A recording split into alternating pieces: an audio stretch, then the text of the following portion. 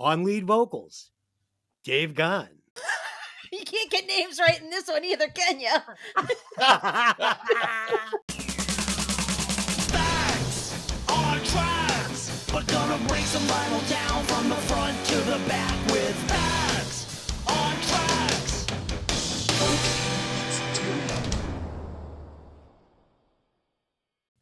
Welcome to Breaking Vinyl. I'm your host, Dez, aka Johnny Fever. And as always, I'm joined by my two co-hosts. First up, the podcaster, coming through in high fidelity, Evil Ed. What's up, Ed? How you doing, Dez? Happy to be here. Nice. B-side Dave is off on personal business this week, so pinch hitting in the number 3 position from our sister show, Hey, Did You Ever See That Movie? The podcaster who likes to beat on the dark side, Delynn. What's up, Delynn? Hello, everybody. All right. Tonight, we will be Oh, discussing the Violator album, the 7th studio album by Depeche Mode, produced by Depeche Mode, released on March 19th, 1990 by Mute Records. The album peaked at the number 1 position on the Billboard 200. The band lineup was as follows. On lead vocals, Dave Gunn. On keyboards, You can't get names right in this one either, can you? on keyboards, Alan Wilder. Also on keyboards, Andy Fletcher. Also on keyboards, Martin Lee Gore, and he also plays a little guitar. And from what I could find, there is no live drums on this album. I could have swore I heard some live drums mixed in with the electric drums, but as much as we digged, I could not even find a liner note for a drummer that played on this album. So I'm just going to leave it at that. Christian Eigner. No, I that's what I had originally written in the notes, but he did not start working with this band until 2 years after this album was written. So and recorded. Good Lord. Yeah, Well, they found a great drum effect because I have a couple notes in here where I'm like, oh, what a pleasant surprise. As do I. So I don't know, Ed, as musicians, I feel like there are some live drums on this, don't you think? Yes, Okay. 100%. Okay. I don't know who played them. So Okay. if you're a listener and you know who played drums on this album, please write in and I will give them a shout out next week. But Yeah, I mean, I dug pretty hard. I was reading liner notes and all sorts of stuff, and they were naming everybody that had anything to do with this album, and there's not one single mention of a drummer. So I was like, okay, yeah, I guess no drummer. Yeah, so weird. But I definitely, my ears perked up in spots. So there were definitely some drums on this album. You know what? I have a feeling it was more, hey, we're in the studio. Let me play this kick. Let me play this snare. And that is exactly like in my not notes. An official drummer. Yeah, because in certain notes, I would say to myself, like in the notes, like, wow, that snare hit was pretty good. You know what I mean? Yeah. So, yeah. Okay. All right. So let's do some band facts on this one. So I read the album explores the heavy themes of guilt, religion, sexual fetishes, nihilism, and drugs. And songwriter Martin Gore felt these issues were a realistic depiction of life. And my second one is regarding the album's title. Gore said, "We called it Violator as a joke. He actually wanted to come up with the most extreme, ridiculously heavy metal title that they could." And he wasn't sure that anybody actually got the joke. And honestly, I didn't. I thought Violator was cool. It kind of reminded me of well, I guess actually it makes sense. I was going to say a Judas Priest album. You know what I mean? Kind of reminds me of a little Violator. You know what I mean? Yeah. Terrible Lover. So yeah, that's what I got. Ed, what did you dig up on this album? Nice. You know what? For all the information that there was on this album, I kind of got a headache digging through it, man. Yeah, me too. It's the whole genre. I never understood electronic music, honestly, until I saw who's that? Rammstein. Yes. I went to the Rammstein show that was canceled for COVID and happened like 2 years later. So it was literally last summer. And that made me realize, okay, I totally get the whole German industrial music because the grooves were awesome. Right. But in the middle, they did like a break in the middle. They did an intermission. And during that, it was the most trippy thing I've ever seen. Like they had like these light up stick figures in the middle, and they did all electronic music. So I kind of was like, okay, I kind of get it now. It makes sense to me. Right. And the thing about this, for some reason, I didn't think it was 1990. It just, and I think it's the opening track that threw me. So I'm digging through and I'm like, God, I kind of expected more on the effects and the sounds. And then I'm like, oh, well, it's early 80s. And then I realized, wait, this is 90? Yeah. But I'll get into why I had that feeling. And it kind of led to me, again, with the interesting facts, where there was so many credits and so many just small little snippets. I'm like, you know what? I'm just going to chalk it up to it's a whole scene. I knew a ton of people from the scene, and now I appreciate it. Right. So I'm just leaving it at that. It did change my opinion on a lot of things, but it is what it is. And Ed, I don't have any facts, I guess, but that it was more just a personal revelation, I guess, with it. It's funny that you actually said that about it not sounding 90s, because I thought this album sounded very complicated and well produced, and a lot of like kind of cutting edge sounds and cutting edge panning techniques, and it's a very like a vast sounding album in my headphones, and very easy to listen to and very easy to pick out the like bazillion different things they jammed into each track. Yeah, You know what I yeah. mean? Everything's Well, so I actually- heavily layered. Yes, Super. and I get into that kind of further on in some of my notes, Right. because it was. I'll get into it later. Sorry. Okay, Delynn, Go ahead, what did you Delynn, what did you dig up on this album? So the thing about Depeche Mode is that they were, huge in the UK, huge in Europe, but they did not really hit in the US until like right before this album came out. They sold a bunch of tickets to a Rose Bowl show. And then when they came back with Violator, like there was like a signing at a record store in LA, and there was like a riot of like 20,000 people. So Really? like Wow. it was a big deal. So, this album really kind of broke them here. They really weren't what they became at that time. Like people didn't really know who they were. They were kind of an indie UK band, before then. Right. I also think what the songs represent, the themes. Yeah. It's really important to state that, there's a lot of like love themes here, but also like betrayal themes, some religion themes. Like it's interesting. They're kind of like winding them through songs that can almost be looked at as love songs until you really listen to the words, and then you're like, oh, wait a second, that's not about love. Yeah, absolutely. Yeah, that's a great point, Delynn, because I'm not, when I listen to music, the last thing I pay attention to is actually the vocals for some reason. I'm more of that's a the first thing I listen to because I'm Me a writer. too. So I Me come too. from Yes. lyrics first and then everything Yeah. else. And a Yes, lyricist, I'm I'm a the exact melody, same. music, how the chords fit with each other. But going through, listening to this, the band is totally about the lyrics. This band, in my opinion, it's all about the messaging, and I think they do a great job with the messaging. As we'll learn, it's the music that I have a problem with. Oh no. Okay. Okay.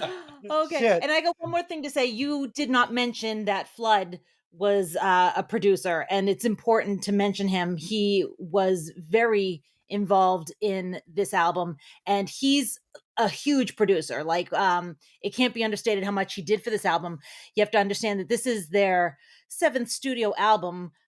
He had worked with them before back in 85, and it was for Shake the Disease, which, was a decent album. But when they did Violator, this is a very different band than they were in 85. And, he was in the middle of all of these bands at this time. Like he was working with Nine Inch Nails on Pretty Hate Machine. He continued to work with them over the years. He worked with U2. He worked with the Smashing Pumpkins, Nick Cave and the Bad Seeds. And he's still working today. He worked with 30 Seconds to Mars, New Order, Goldfrapp, Oh, Interpol. really? Yeah, he's a Wow. big deal. So, Holy shit. it can't be understated what he brought to the table with this. Like I really feel like he pushed it into a place where you get all of these really great songs. Ed, welcome to Yes. Delynn's record podcast.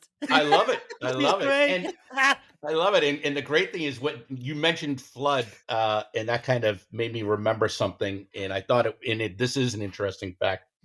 What I was reading is that this is the first album that they actually only made rough demo tracks and Yes. actually had more input as a group, which I find amazing that groups are so dependent sometimes on individuals to kind of carry the load, because Yeah, initially Martin Gore was literally just bringing in a Right. finished song, and they would just, record what he had Yeah. already done. And this time Right. he was just bringing in roughs and saying, okay, what do you think? And people actually played off each other. And apparently by doing that, I guess one of the big three, because that's what I'm going to be calling them, the big three, because there's three on this album that are like the monsters. I guess one of them was going to be like more of a ballad. And Yes. Yeah. Yes. after listening to the demos, they said we need to punch this up, which thank God they did. Okay, so let's get into some opening thoughts. I'll start off real simple this week. In 1990, I was into hair metal for the most part. So aside from the big three hits, I was fairly unfamiliar with this album and this band. I mean, I knew what everybody else knew. I had seen it on MTV and heard the big three, but coming into this, I had never listened to this album cover to cover. So yeah, it's fairly new coming into this. Delynn, I know that you were like the goth princess in 1990, Stop it. all painted, all wrapped in patent leather and painted in black Okay, eyeliner. relax. So First of all, in 1990, I was still in high school. I didn't graduate till 92. So I was still into hair metal. I was not doing this thing in 1990 when this actually came out. I didn't actually discover this album until later. okay, So just settle down, kid. okay. Delynn shrink wrapped in 1990. She was shrink wrapped in like 94, maybe. Yeah, probably 94. Okay, keep going. So I didn't really dig into the album until it had been out for a few years. Like I'm thinking probably more like 94, 95. That's around the time that I was hanging out at Man Ray, which is a famous Boston goth club that closed down for a bunch of years, but it's now reopened if anybody wants to go. This was an album that everybody in this scene either owned or had listened to, knew back to front. It's just one of those albums. Like everyone just knew it. It's funny because this is called Violator, and their sixth album had been called Music for the Masses. And the funny thing is I feel like the name should be flipped because this is Music for the Masses. This is the one that broke them. It's full of hits. Like, this was really the actual Music for the Masses, but that's okay. And also, Music for the Masses had Never Let Me Down Again on it, which was featured recently in The Last of Us show on Netflix. And it caused a resurgence of interest in Depeche Mode. But that's really the shining moment on that album. So I just wanted to bring that up because it's timely. It just was on that show like a couple weeks ago. Awesome. Nice. Ed, coming into this podcast, had you ever listened to the Violator album cover to cover? I suspect you're going to say no. That would be correct. Although, so 1990 is the year I graduated. Were you wrapped in patent leather? I definitely was not. Oh boy. However, my high school years, I was into all sorts of music in all sorts of groups. Whether it was rap or rock or metal or or alternative, electronic. I was in jazz band, show choir. I did music theater. I was in a rock band at the time. Desi remembers. Would you like to give a shout out to Impact and the Sure, fellow players? Sure, the fellow players, little Richie LeBlanc and John Trotman and Scott Trotman and Matty O'Brien. Yes, great band. I enjoyed you guys. A lot of fun. It was a lot of fun. Very Bon Jovi for anybody who's wondering. Yes. Yeah. Okay. But I had friends who were very much into this album, and I didn't get it at the time. I get it now, but I don't have the same impression as they did. And honestly, I think my impression grew the more I heard it. And the reason being is the first time I listened to it, I think I was making dinner and I heard it on. I said, turn Alexa on and had her play it through the little mini Alexa with crappy speakers. And I'm like, oh my God, this is just sounds terrible. Right. Then the next time I listened to it, it was on a nice GBL portable, Bluetooth speaker that I got that sounds amazing. And I was like, oh, okay, this is pretty cool. And then I started listening to it on headphones, and I went, oh, Yeah. now it makes sense. Because it really just takes all the little tones and effects and just really explodes. And it made me appreciate it so much more hearing it on headphones. So Yeah. if you are listening to this album for the first time, listen to it on headphones. Yes, I would have, if I was Depeche Mode, I literally would have put it on the cover of the album, like Yes. like must be listened to with headphones, because without it, you are missing the charm of this album. It's Yes. not the same. You also Right. have to realize that in the years since this album came out, it's been digitized and it's been remastered and it Yeah. sounds amazing now because we were listening to it on a cassette. Yeah. Yeah. With the little orange foam covered crappy Yes, speakers. it was a cassette when it first came out. And I think the first time I listened to it, it was actually a CD by then, but I don't think they had digitally remastered it. Like it's now been digitally remastered to go through these, speakers that we all own that are amazing and have great sound and carry all those tones. But back in the day, we were hearing it just on a cassette. So I want to ask, so I could not find the original version of this album. So I did actually listen to the remastered version. Ed, what did you listen to? Same thing. Yeah, I it don't had all think it's those bonus available. tracks on it and everything. Yeah, we Like had unless the you own CD. it, I think I've got the CD somewhere, but Yeah. I think unless you own it, the only thing you can get by listening online is the remastered, because why would you want to listen to the crappy version? Well, You know? True. I would want to hear it. Like if I was the Depeche Mode like purist, I'd want the Yeah. vinyl. Like, can you get the original vinyl so I can hear it on my I'm sure shitty you But a can. turntable? purist probably has it. Yes. Yeah. So that'd be cool. All right. Yeah. What is it? High Fidelity with John Cusack. Great movie. Really, I like underlines the purist, like, Yeah. vinyl. Oh yeah. Yeah. So as a breaking vinyl, I would like to just say, go check out High Fidelity with John Cusack and you'll understand what vinyl Yeah. is all about. It's funny because I actually started collecting vinyl again Oh, really? probably about 7-8 years ago, and I was all excited because I found an original press of Stevie Wonder's song "In the Key of Life," Oh, and I was in heaven, but I couldn't afford it. So you know, Stevie Wonder could have fronted Jane's Addiction he could have. in my mind. Listen, I think it would have been a good funk mix, man. And I will never, ever let that pick go. That was amazing. All right. So let's get into this. Let's get All into this right. track breakdown. So the first song on the album is World in My Eyes, and I'll take it right off the bat. So this song is produced like incredibly clean. Everything is panned out masterfully. And again, like we were saying, that is the absolute charm of this album, is how vast it sounds from left to right and front to back. It's in your headphones. It's really amazing. I love the guitar phase on this. And there were some clever little guitar licks on this album, which is funny because they're used so sparingly that when they pop up, you really notice them. I think there's some slide guitar on this, but it's hard to tell because everything is affected so heavily. And that's not a knock on it if it is a slide guitar, because the fact that I had trouble picking it out as a guitar and was just kind of assuming it was is kind of cool. And then again, a theme that's going to come up over and over on this for me as a vocalist and a lyricist. One, the lyrics, which I just loved.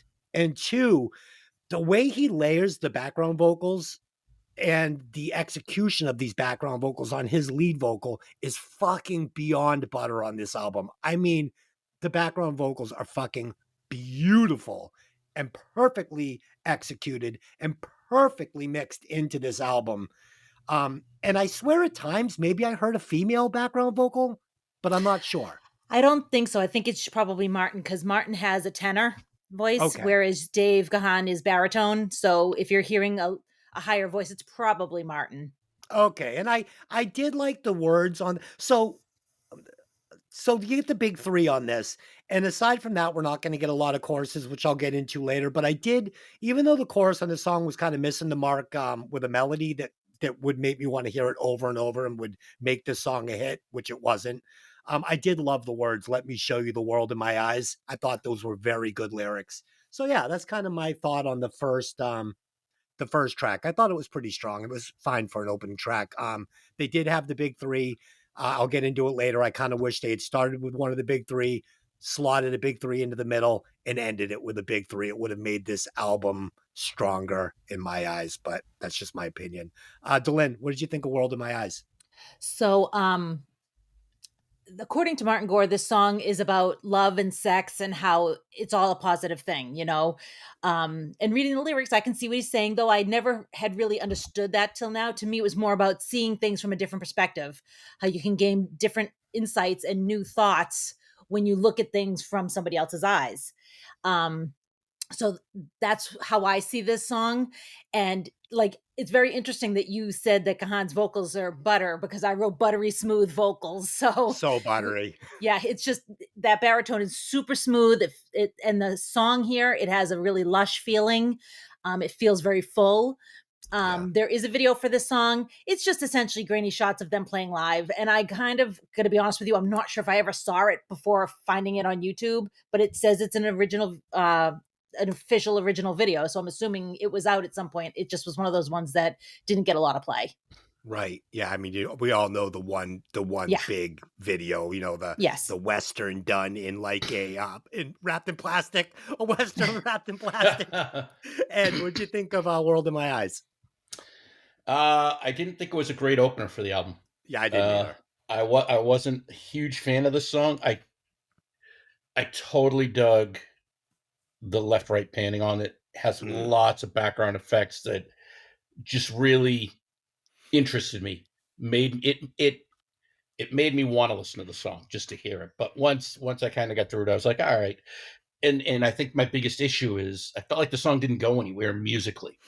Yeah. It kind of just came out, and then it slightly builds in the chorus, but it's like that. It's like you're going over an overpass and you're waiting for Everest, right. And then you just go right down on the other side of the highway. And you're like, oh, well, that was so anticlimactic. It's one of those kiddie rides that just goes.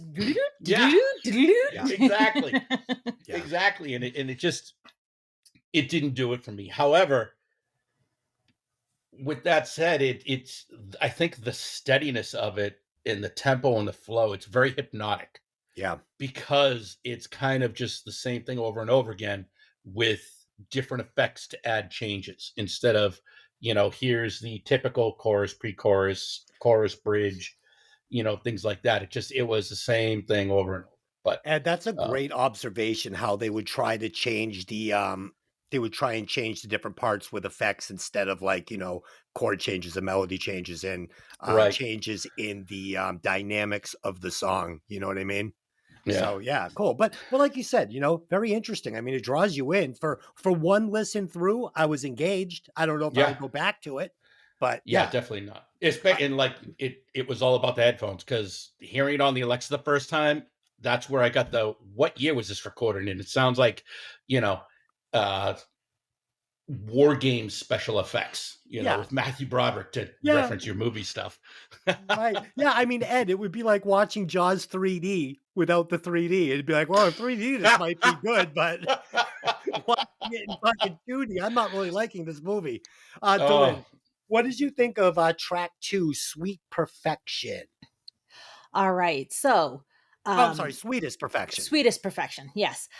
So this is one of those ones where we were talking about the drums, because it sounds like a brush on the drum, and I'm having a hard time believing they got that with a synthesizer. It sounds super dynamic. You can almost hear that brush like rubbing across the top of the drum. It's very strange, but it creates a different feel than we had with the previous song.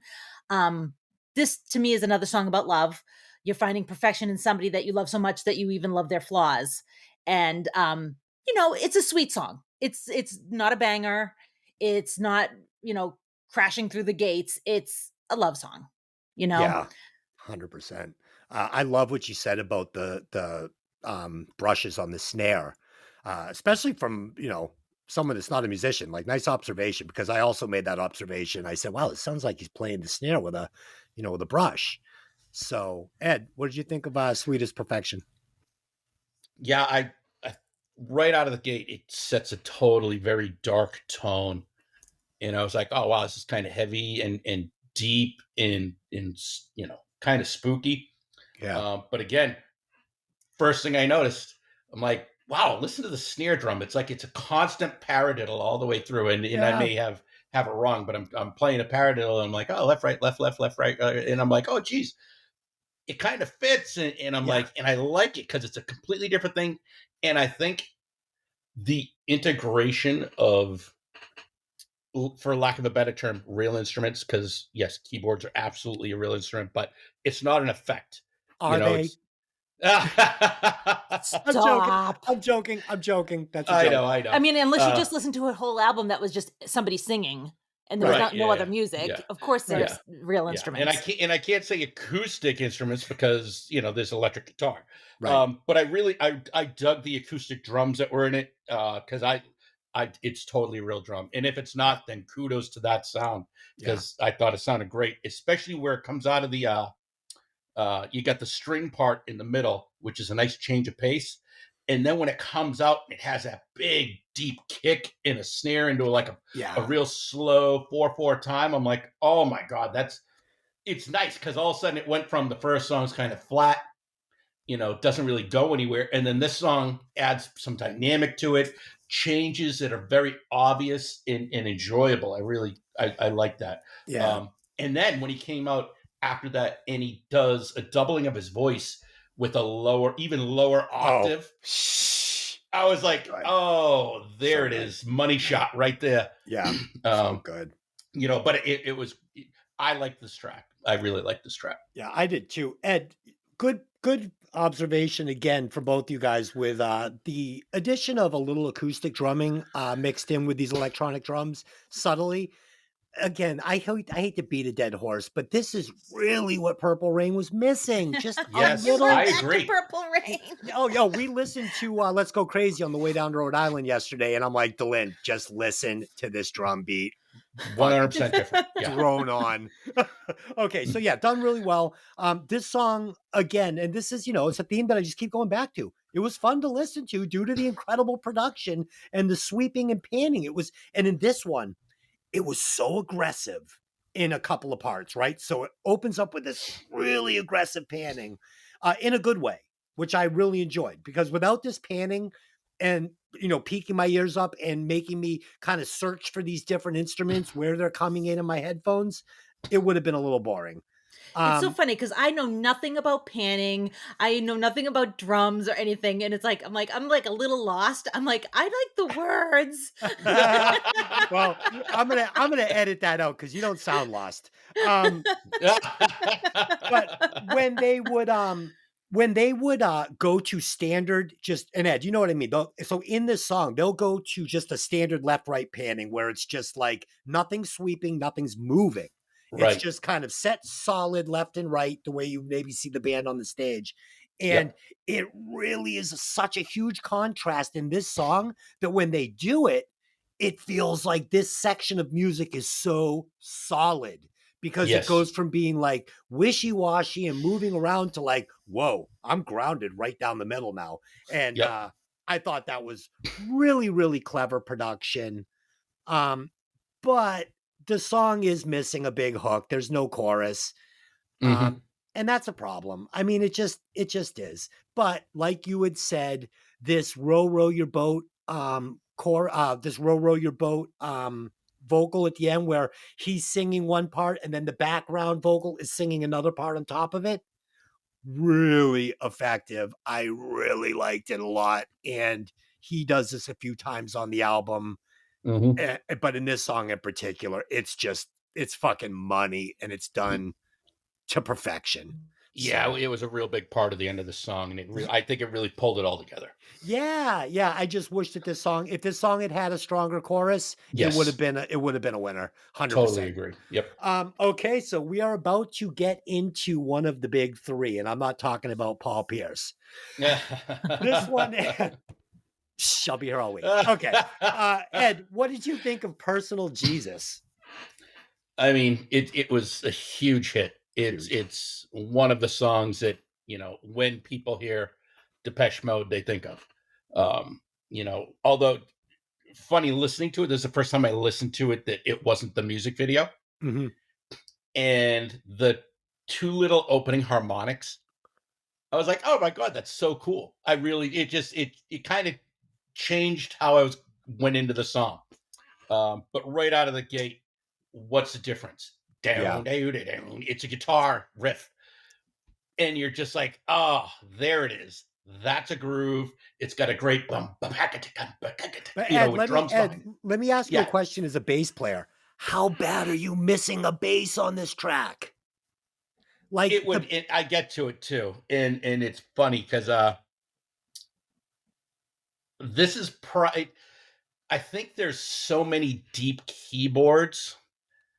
It fills the low end. The problem is it misses the deep groove that a bass adds. Like, can you imagine? Look, Like that's a just it. bass? Instead of the guitar doing that, Yeah. if the bass did that, with a little God, accent guitar over it. it would be like porn. I mean, but would it be Depeche Mode? You never know. Yeah, I think guess. it could. You know, Yeah. because they're super keyboard heavy and they have a lot of low undertones. So Yeah. But it was such a great change of pace, this song. So You know, if this was an opening to the album, it may have changed how I heard the other songs. I don't know for good, for bad, but it definitely would have changed the way I went into the album. Yeah. And the electronic bass line is cool.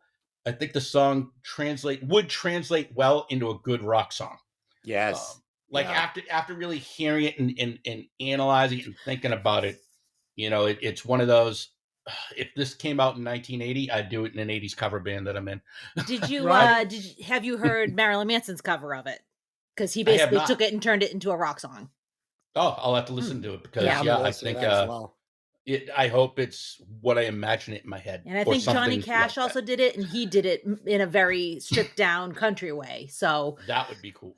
I liked all those Johnny Cash covers he did. The 9 Inch Nails, Hurt? all of it. Yeah. His cover of Hurt. It like literally Trent Reznor was like, that's his song now. It's not mine anymore. I was like, whoa. Honestly. It's so good. It's so good. Yeah. And I for me, a problem with this album is the lack of bass. I think they probably, like with the snare, there might be a couple of bass lines on this album. I'm not 100% sure. But, you know, some of these songs, specifically this one, lends itself to a really great bass line that would have, and like you said, the electronic, you know, bass notes that he's playing on the keyboards are fine and they totally work. And I mean, he's pulling it off 1,000%, but it makes it feel a little stiff where it could have felt very, very rolly and just, and it also kind of hand-tied the guitar player to sitting down on that riff where he could have broke away a little bit and played off the bass. But yeah, and I also agree this song needed to be the opening song on the album. It just absolutely did. But whatever, you know, creative art, it is what it is. But yeah, I fucking love this song. The guitar is so clean and cool on this track. I wish that he had played more guitar on this album, because every time he touches the guitar, it's fucking magic. It really is. Totally.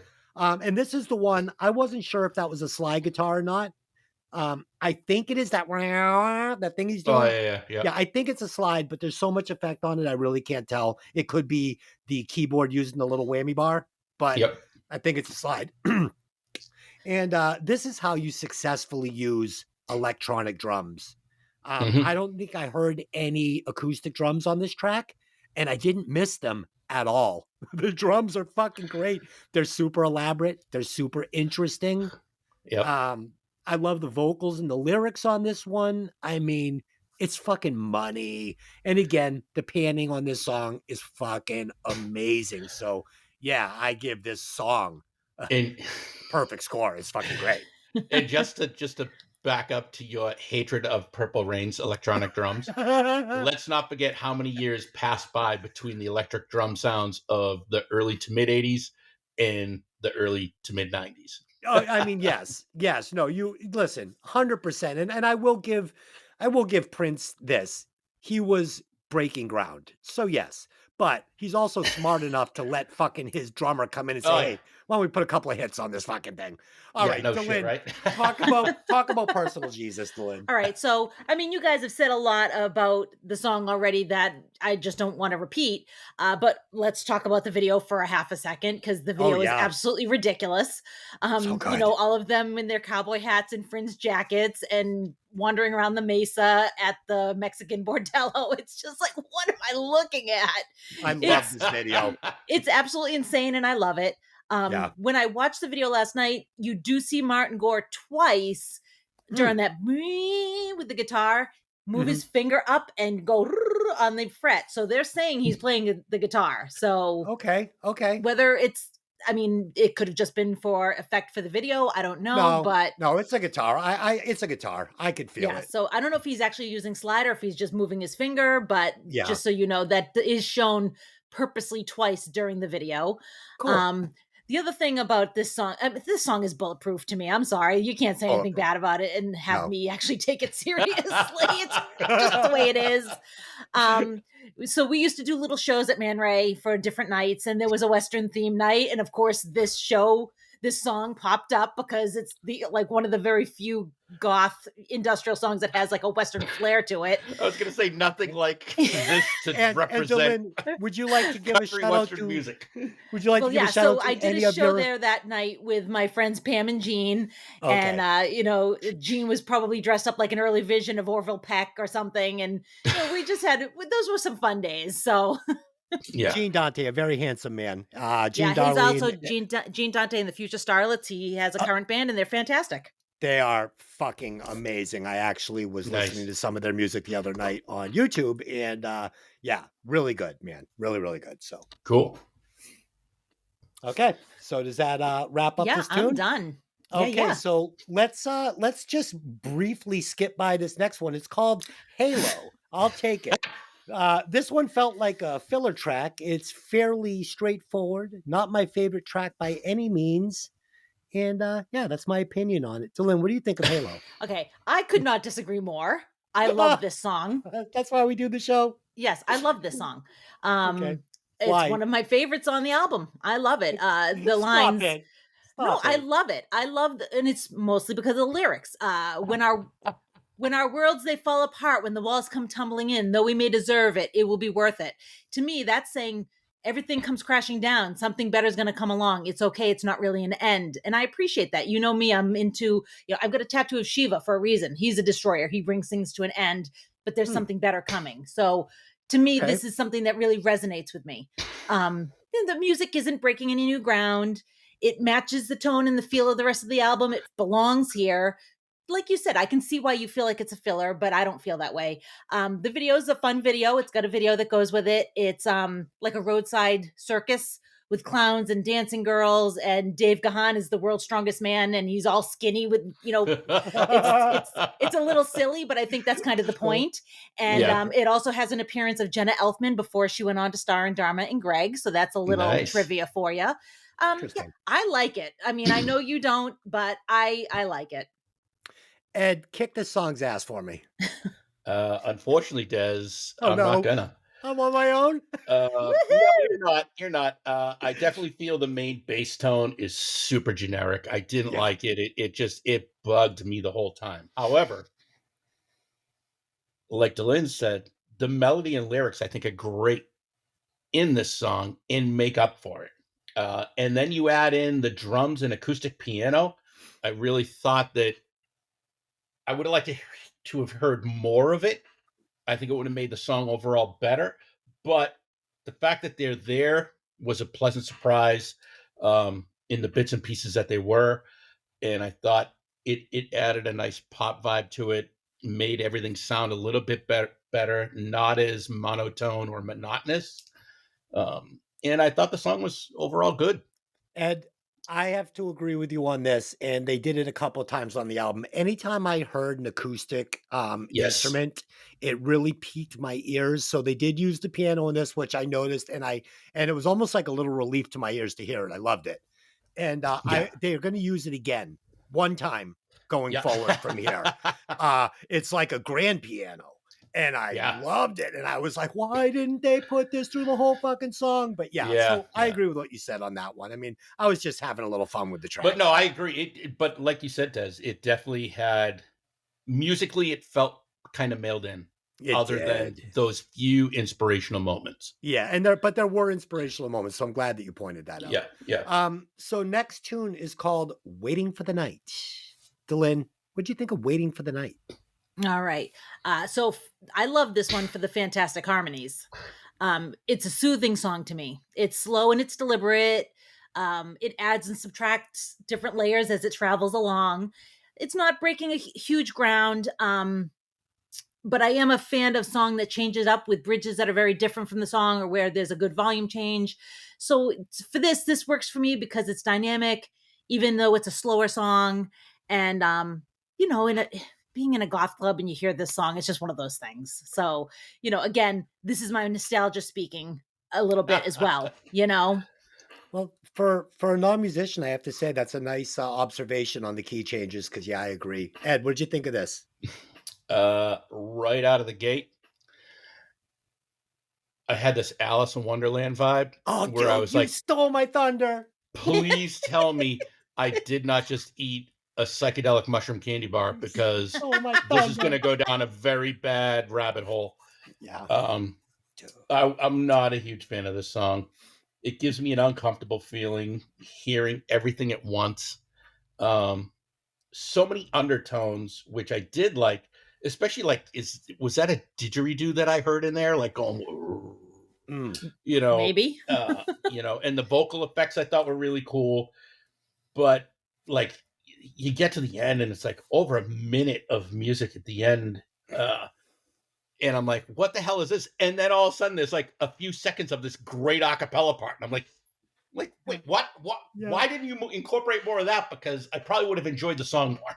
Yeah, no, I agree. And I wrote Alice in Wonderland on this as well. So that is obviously something that they were shooting for. But I either that or you two are just stoners that got high a lot. No. So I fucking loved this. I loved this track. And I loved it. Like it started off like a techno lullaby almost. I thought musically it was beautiful. Like it really was beautiful. It was so delicate. It was so, God, like you said, it made you feel a certain way. It just, it really sucked you in. I really thought it was great. I thought the lyrics were nice. I thought the key changes, like Delynn had said, were really cool. It had these dramatic, like synth accents, that I thought were cool. But I mean, like you said, Ed, it dragged on. It was a little incohesive. Some of the best parts weren't even part of the song, like the a cappella parts at the end that should have been incorporated into the song itself. But for what it was, I got to give it a pass, because there was more to like than there was to hate on this one for me. And it really stood out as something different on this album, which I enjoyed. So next track is track 6. We're going to get back into some meat and potatoes here. Enjoy the Silence. Ed, I know you were relieved to hear this one. I was. It was actually a good change of tempo coming out of the Waiting for the Night, where I was just, you were waiting for it to end? Waiting for the hit? Waiting for a hit? Yeah. The song has good flow formula. I like the music pattern, then the vocal melody, and then the last vocal note tone that leads perfectly into the break right out of the gate. And I'm like, that's a real good flow. It made me feel what I think they wanted me to feel, especially where like he would end everything up vocally, and then right before it goes to that break, he ends on a down note. And I'm like, that's so good. That's a nice flow. Yeah. But again, a completely out of nowhere break for almost 2 minutes to end the song. That seems to be a pattern moving forward. And it's just like, well, what's the point? Especially where, this was the cassette CD crossover, where if you had a cassette, you'd be like, all right, is this just the end of the cassette? Should I fast forward to the end and flip it? Yeah. Because I remember so many bands did that at the time with one song on an album, where they'd have this huge gap And then there was this little like 30-second to minute track of music that was untitled, unreferenced, that you kind of had to be patient and listen to all the dead space for. Right. And it didn't pan out. And I felt like that's where they were trying to go, and it just didn't work for me. So with this one, I'm going to tip my hat a little bit. I wish that this had been the final track on the album instead of Clean. And I'll tell you why, because then that little piece of music they left at the end would have worked. Because it always would have been like one of the listeners that we have that wrote in on the Velvet Revolver album said, it would have been Mark Kitchen, I'll give him a shout out. It would have felt like the credits running after a movie.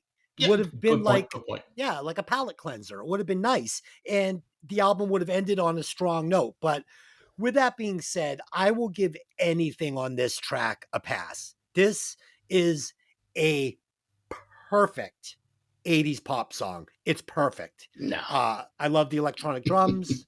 I love that they didn't overdo the panning. They showed restraint on this song, which I'm sure was hard to do with this album, especially with a hit. They probably wanted to, but they didn't. Showed restraint on that.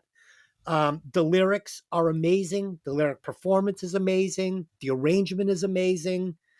But the mistake was they put arguably their two best songs back to back at the middle No to way. end. Well, I mean, this and Policy of Truth, these are like their two best songs back to back. And I think putting those two together, I mean, there's 9 songs on the album, 3 of them are bangers, 6 of them are fillers. It's a pretty good ratio. I mean, a third of the album is made up of hits. They just made the mistake of not spacing them out correctly.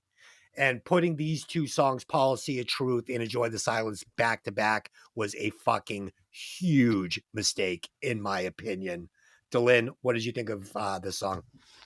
All right. So I'm going to agree with Ed out of the gate about the 2 minutes of, what essentially is filler. I could do without it. And now, granted, Ed is right. Back then, bands did this, and I'm not really sure why. Like, sometimes it's like, I don't know. To me, it's a little like, I'm just ready to get to the next song. Like, I don't need, and like, okay, I get it. Like, there was definitely, I mean, like, if you listen to Duran Duran's 7 and the Ragged Tiger, there is a filler musical track that literally has no words. It's probably about 2 minutes long. It's called Tiger Tiger, and it's a beautiful song, but at least it kind of had a little bit of a point, whereas this is kind of just like going on and on and on. And it's like, that is such a strong song. End it and get on to the next song, because I just don't need this whole thing, or make that whole thing another song that I can just fast forward over. Like, I'm sure there's somebody out there that wants to punch me in the throat for that opinion, but that is my opinion. I'm ready to move on. There's so many good songs on this album. I don't need this almost 2 minutes of just kind of muddling around. That being said, the song itself, this is the song that we were talking about earlier, that Martin Gore brought in a very stripped down, almost ballad, and it turned into this. It was, I believe Wilder was the one that was like, hey, let's do this, this, and this, and turned it into what it became. It's super hooky. It's super catchy. The lyrics are amazing. Beautiful lyrics, great guitar sound, layered keyboards. And if you remember the video, it's Dave Gahan dressed like a king, wandering empty landscapes with a folding chair. And it's kind of haunting. It's a king with no subjects. He's no king at all because he's got no subjects. He's just got empty land.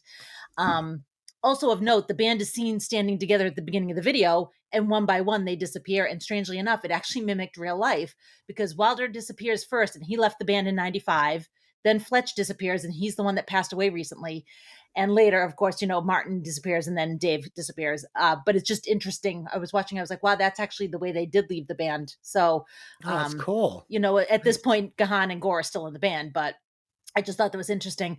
But yeah, I know a lot of people love that end. It's esoteric, it's moody, but I was just really, I wanted to just move on to the next song. I was ready to go. Cool. All right, track 7. Nice on that video observation too of how they disappeared. I thought that was pretty cool. Yeah, well, it was so funny because I'm watching it. I'm like, oh, I was like, wow, that's actually the way they left the band. I was like, that's so Hmm. weird. So I hope it doesn't mean that Martin Gore's going to die anytime soon. But yeah, it just was interesting. Let's move. No, don't happen. I'm gonna have to take him on my death pool now. Oh, Oh don't do shit! that. Oh Jesus. god. Okay. Next song is Policy of Truth, and I'll take this one. So this song is what I think of when I think of Depeche Mode. I mean, this is fucking like really good, tight Depeche Mode. You know, again, from the arrangement, they don't get too funky with a bunch of like crazy shit in this one. They just give it to you between the eyes on this one. Um, I love everything about this song. There's hooks all over this song. I swear on the big three on this album, they could have like taken one hook out of each one of these songs and put it into three of the other songs and had a stronger album. That's how many hooks are in this one. It's fucking amazing. You were gonna get the amazing spot on harmonies in this one again, which is the charm of all of his good vocals on this album. It's these fucking harmonies, man. It's genius. It's really good. I like the drums on this one, and specifically, there's a snare hit on this one that is used sparingly in this song, but it stands out. And every time I hear it, I'm like, oh, that's a great snare. I wish there was a little bit more. And again, that just goes back to what we were saying. Anytime you hear a acoustic instrument on this album, it's ear candy. So yeah, I fucking love this one. The only setback is again it's jammed back to back with the other one, and it's just too much money in one spot on this album. So that's kind of what I thought about that. Delynn? So, again, like you said, this is one of those songs that when people say Depeche Mode, you think of this song automatically. It's layered, it's deep. There's a good beat. The haunting guitar appears here and there. Mhm. I like the vocals. You know, the lyrics, it's about a song about somebody that only tells what they can without lying, but that's a lie by omission. So that's kind of an interesting topic to use for a song. It's not something that you'd normally think of to be used in Yeah. a song. There's a video for this one. Again, it's grainy footage of the band with a woman. It seems like she's kind of like playing all the members of the band. There's pretty much every video from this album is grainy footage. I think that was a Right. 90s thing. Yeah. But yeah, it's a good song. I love it. There's nothing to dislike for me. You know, I mean, I know that if I was more musically inclined and I was looking to pick it apart, I probably could. No, you But couldn't. It's great. Oh wait, Just wait. Okay. but Oh, yeah, shit. I can't pick it apart. It's Okay. another one that's it's part of my fabric of my being, so I can't pick it apart. We're gonna get a little evil Ed here. Evil That's Ed, okay. come on, come out. That's why Let's we get do the some Evil show. Ed. Come out. So I'm gonna start off with the good. Okay. It's a good groove pattern. The problem is it doesn't go anywhere at all. I think it's just another flat song, and it's super effects driven with guitar harmonics and such, which were cool.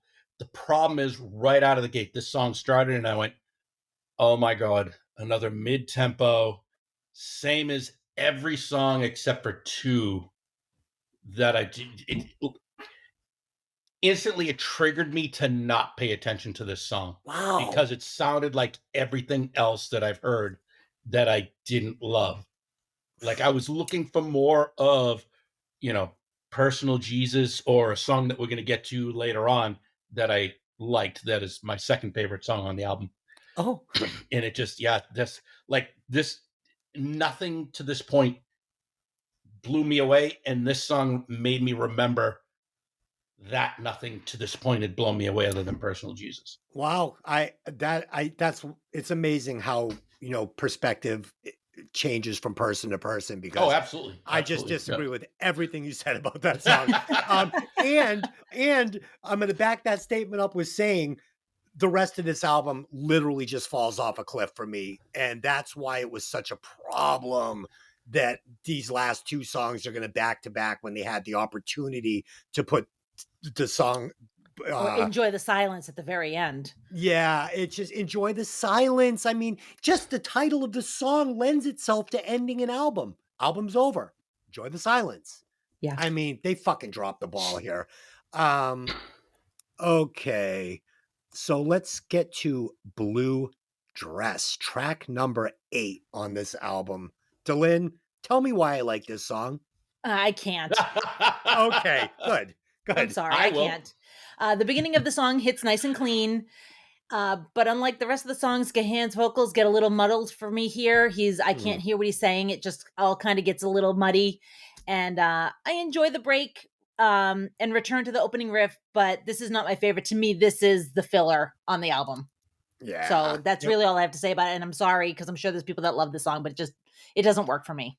Yeah. Ed, so I guess you are going to tell us why we like this song.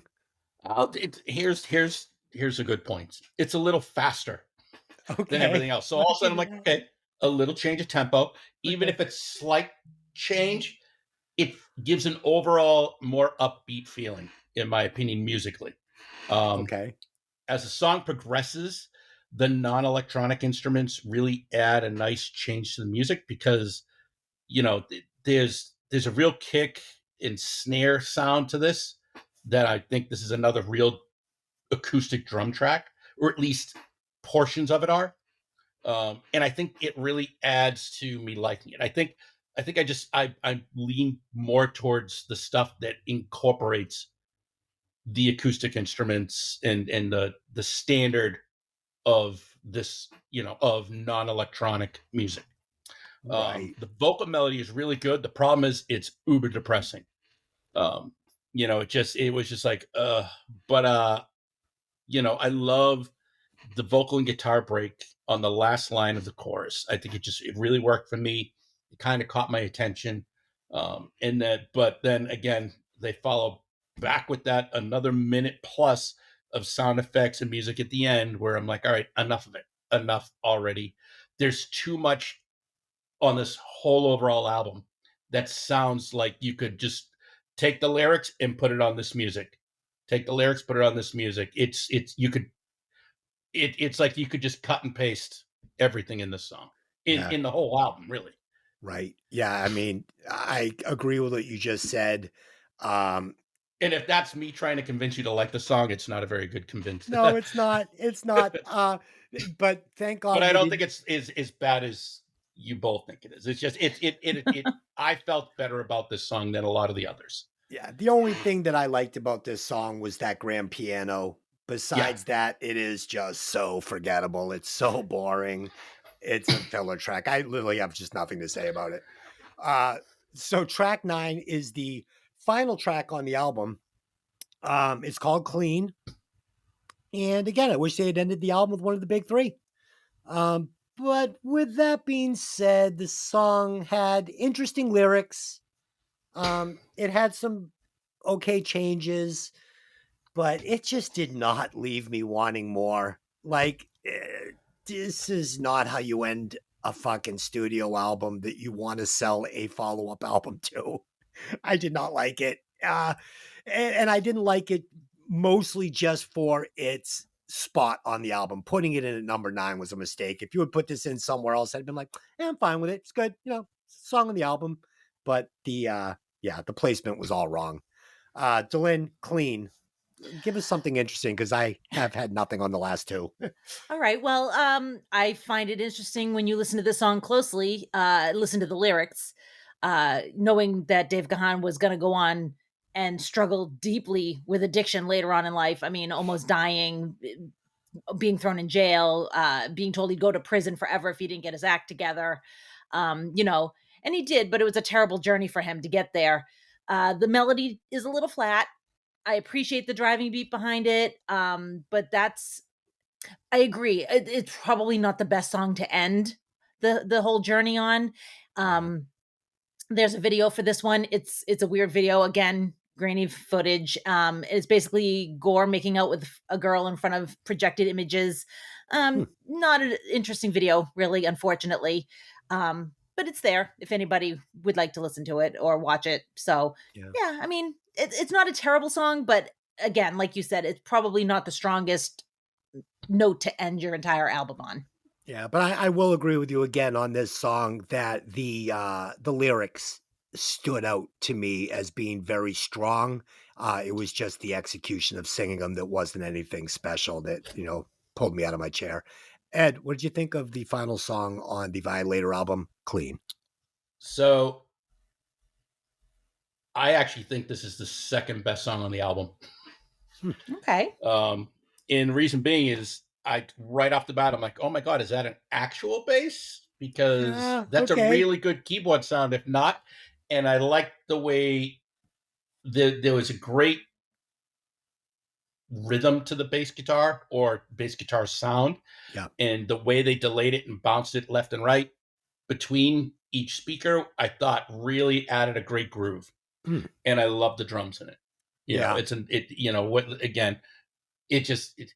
And I think that the fact that it has a solid rhythm behind it is why I like the song as the second best, because I just felt like there was no flow to anything else on, Right. Other than my personal Jesus. And in the lyrics and melody, I think they're really good. I like the whole meaning behind it. I think this song overall it's definitely shouldn't have ended the album, but I think, I would love to, I guess, maybe do a dissertation on this song because, to try to defend it, just because I just think it's, for what this album has, I'd call this the second best song on the album. Ed, you talked me up a little bit on it because I agree with everything that you said. I think the reason I was down on it mostly was, like I said, its position on the album at number 9. But also, can you imagine if they had put a chorus in this, like Personal Jesus, something that that memorable and hooky? That my knock on this song would have been that they didn't flush out the chorus properly, because I agree with everything you said. The music, but that's almost every song on this album. Yeah, no, you're right. They're lacking a traditional chorus, and traditional hooks. Right. What appealed to me on the album and listening to it and that I enjoyed was the effects and technology that was on it, and the fact that, I had basic understanding of electronic music, and I dug where they were trying to go and what they were trying to do. I just think they needed to incorporate a little bit of the traditional stuff with what they do. And I think this band would have been 1,000 times more popular. I completely agree with everything you just said, 100%. With the Violator album, because I never listened to any other Depeche Mode anything. And this isn't really my jam as far as like music goes. Yeah, I had a summer where I just really loved that first Marilyn Manson album. I mean, it was very good. It was cutting edge, but I never was big into Nine Inch Nails or any of that stuff. And the fact that this album crosses over from the genre it's into almost like that 80s pop genre, like, you spin me right round. Right. Yeah. Like it has glimpses of that, this album, where a guy like me that likes rock and roll music can put it on, and the big three can carry me through this album to where I could listen to this album on a drive anywhere. So it's not like one of these albums we review it and then I never revisit it. I will revisit this album probably over and over and over again because it's good. Will I be skipping through some tracks? Of course. But that's why they made the mistake of not going big hit number 1, go down track 4, big hit number 2, go down track 9, big hit number 9 on 3. And that way there's a chance I'm going to just let the fucking thing play out on a road trip. But, I don't think they knew what was going to end up being a hit. I don't think you ever really know. Exactly. But wait, let me finish. But at the same time, I totally think that when you think about Enjoy the Silence being the end, and it's the end of the album, so now there is silence, like that's a no-brainer to me. It's a no-brainer. But I don't think they could have known that Personal Jesus, and I don't think Policy of Truth. How would they know? They wouldn't know. Bullshit. Just Personal listen to Jesus the was album. written to be the hit of the album. Yeah, whereas- absolutely. That was designed. Just listen to for the it. album. It's fucking obvious what the big three are. I mean, one listen in 1989 after they finished it, I'm like, all right, guys, these are your three hits. You need to go back and write some more choruses. Okay, let's move on. So we're going to go to the what favorite track section. So my favorite track on this album is probably Personal Jesus, but honestly, any of the big three are fine. I think they're all winners. Worst track on the album for me, one I would cut, would probably be Halo, and it's gonna beat out Blue Dress just because that one had the nice grand piano on it. So yeah, it's Halo for me. Ed, favorite track, and what track would you cut? My favorite track was Personal Jesus, just because I thought it was a great combination of traditional instruments with the techno that they were trying to go for and all the electronic. And it just, the groove overall is just, I love that groove. I really just, that's one of the few songs that from Depeche Mode that come on that I get excited for. Okay. Just a down, down, down, down. It's such a cool thing. But for me to cut, it's World in My Eyes. I think I don't like the flow of it. I don't like the effects that I think it sounds almost like they recorded it with different technology than they did the rest of the album. Interesting. Which is possible because they did record in like 5 different places. So yeah, that is possible. And that's really the only thing that really just I didn't like about it. It's just the tones weren't good for me. I didn't find them pleasant.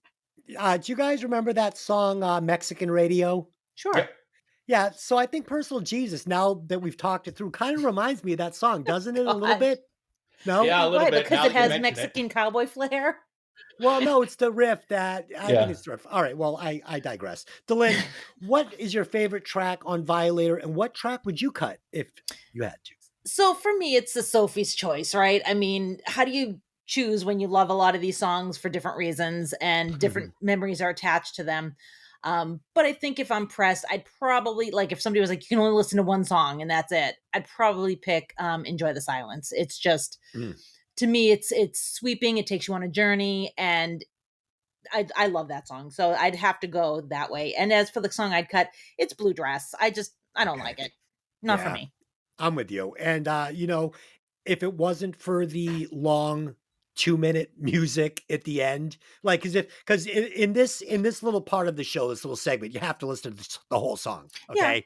Yeah. I mean, I can live with it.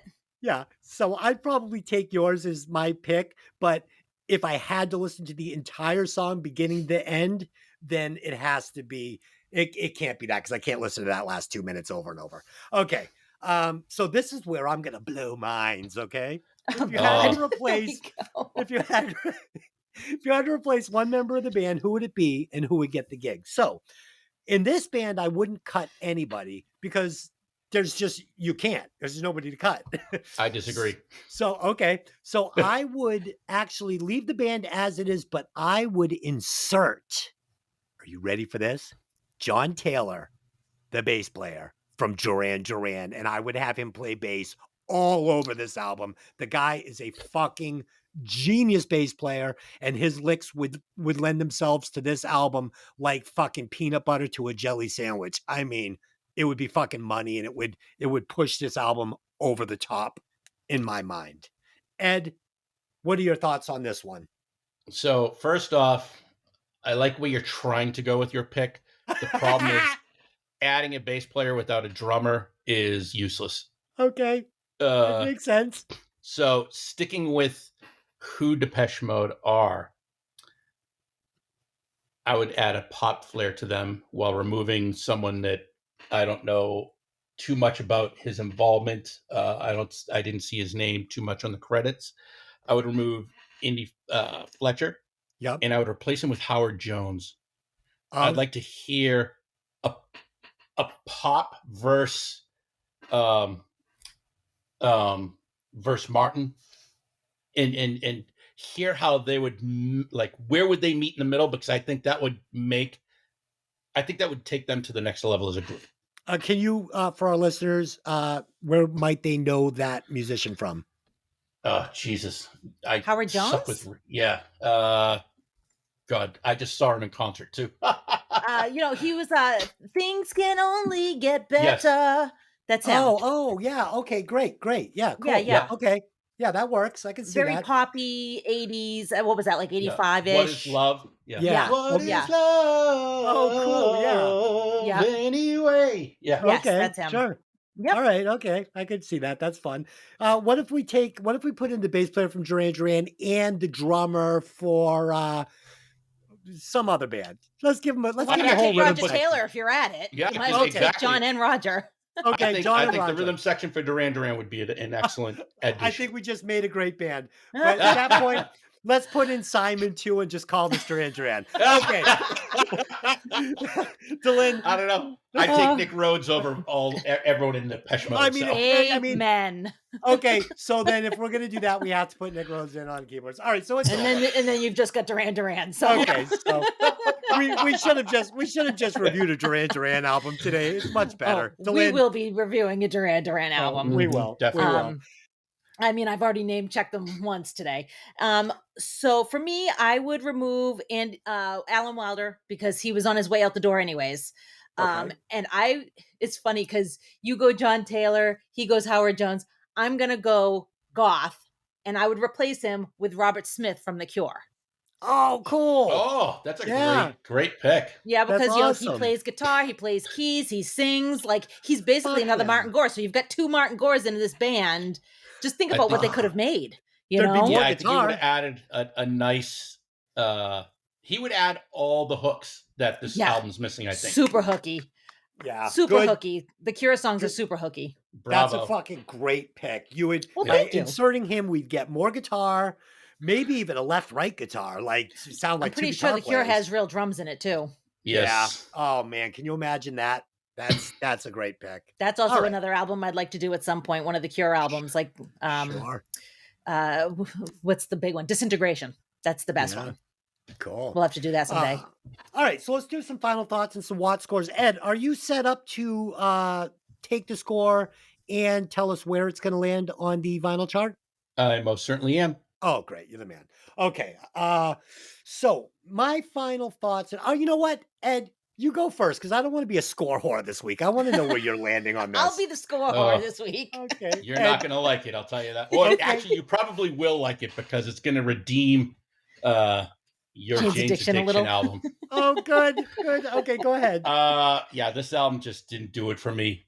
Personal Jesus, great song, but everything else I thought sounded way too similar, and not similar in the way albums and songs sound similar. It's that they were all the same tempo with just the same formulaic patterns, and it's not something I would ever put on other than Personal Jesus. So unfortunately, my Watt score for this is extremely low, and it's 47.85. Okay, that's fine. But it's just me, I'm a pop guy. I need the hooks. I need the big vocals. I need great melodies and music. Listen, anything to get fucking Jane's Addiction, Nothing Shocking off the seabed floor is going to work for me, okay? Delynn, give us your final thoughts and your Watt score for Violator. So, obviously, I've listened to this album before, front to back, many times. Clearly, that means that I enjoy it because I'm not going to put myself through that if I don't enjoy it. Yeah. It is one of those albums where I will search it out and listen to it on occasion.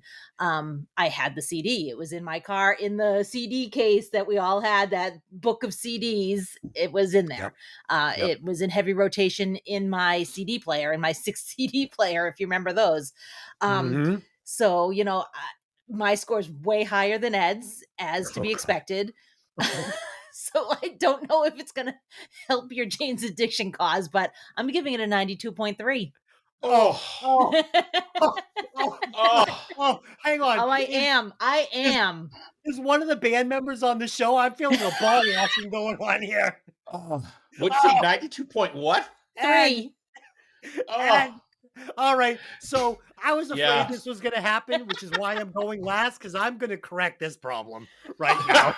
I'm a problem?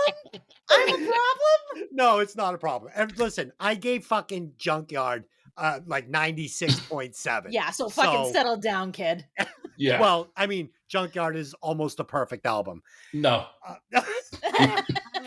guess no. it's a good album. It's far from perfect album. Okay. I mean, fact- if you In fact, what's take my score probably- and Ed's score and add them together, it's only at like a 69. It's not like Yeah. it's that high, so relax. Okay. It's still higher than Jane's Addiction. Oh, good God, no. But I'll tell you what, Desi gave what many people consider a perfect album a lower score than Junkyard. It Van deserved Halen, he gave a lower score than Junkyard's Junkyard. it. Yeah, Well- with good reason. Ice Cream Man and Fire are unforgivable. Okay. Ice Cream Man makes me want to go out and fucking buy a shotgun and end my life. Oh my god. Don't Jesus. you let Tony DeMauro hear you say that. He'll kill you. Loves that Okay. song. Okay. All right, so what's your score, Des? Okay. So Violator, classic, well-produced album, very easy to listen to. The big three are fucking amazing. The problem is the other 6 songs, while being easy to listen to and having creative production, they just are anorexic on the hooks. There's no choruses. For me, Violator. Ed, what was your score again? 47.85. 47.85. So, like the Price is Right, I would like to bid 47.86. That's going to be mine. So 47.86 watts is what the album is pushing. But I do want to say the big three for me, those 3 songs are pushing like 96 watts. I mean, those 3 songs are fucking balls out, but the rest of the album sinks it. So, yeah. So, Ed, with those 3 watt scores, what is I This- see him laughing already. What is Ed? Please, hang on. Before I lock that in, is this gonna get? Is this gonna You get can't change nothing it. shocking? You can't cannot change it. You already said it. No, no. Oh my god, this is fantastic. I'm dying here. Okay, Ed, what is this album pushing for watts? This album is pushing 62.67 watts. Okay, where does that land it on the Breaking Vinyl chart? This places it above, dying. just above Velvet Revolver. On No. band. No, get the fuck out of here. Velvet is not- Revolver is pushing 61.94 watts, and Violator from Depeche Mode is pushing 62.67 watts. And what's above it? Tina Turner, Private Dancer. It's Oh. 72.61 watts. Oh God. But Okay. we're still looking at Jane's Addiction, nothing shocking, sitting at the bottom with 55.67 watts. Dude, this is literally what happened with Neighbors on the Hey Did You Ever See That Movie podcast. Stop. Fortunately, I was able to sandbag Fifth Element below it. Yeah. Oh. I told you sandbagged that on purpose. This is I a did- serious score. This is how I feel about this album. You asked me to do this. I told you this is one of my favorite albums. Let's do it. What Dude. were you expecting? Me to give it like a 70? Are you out of your No, I'm mind? fine. Dude, I'm fine with your score. That's why we do it. This is about art and it's about perception, and that's fine. Yeah, and it was not a Um, sandbag on my end. And neither was the Fifth Element, as I fucking addressed in last night's episode. So, okay. Okay, I'm a professional. I call it the way I see it. Professional dumbass. Okay. So it looks like Dave is probably going to be away on personal business again next week. We can't wait to get him back. And Delynn, you are awesome, and you're going to be in the third chair whenever Dave is out, because as I knew you were going to be great, because we talk about records all the time together. So I knew you were going to do great, and you really thanks. you really brought it. You were excellent tonight. Yeah, excellent. Thank you. I'd like to thank the listeners and, of course, my 2 co-hosts for helping me break the album down. Ed, can you tell the listeners where they can find us? So you can find us, the podcast, to listen to on any streaming service that you listen to your podcasts on, Apple Music, Spotify, etc.